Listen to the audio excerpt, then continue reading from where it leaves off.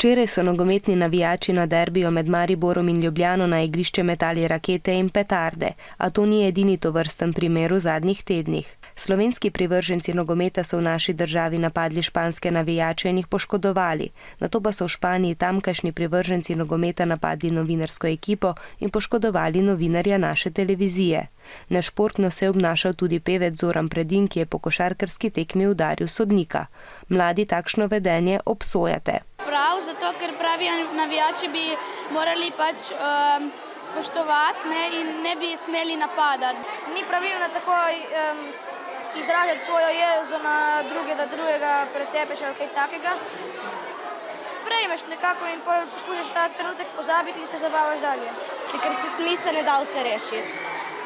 Nasilje je prepovedano in se ga kaznuje. Policija ima od lani tudi pravico, da tistemu, ki je na tekmi pred njo ali po njej nasilen, za 1 leto prepove navzočnost na tovrstnih dogodkih. Če navijač koga poškoduje, je lahko obsojen tudi na zaporno kazen.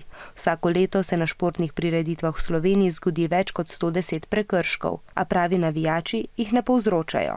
Treniram tenis in spodbujam naše, ampak ne zmerjam nasprotnikov.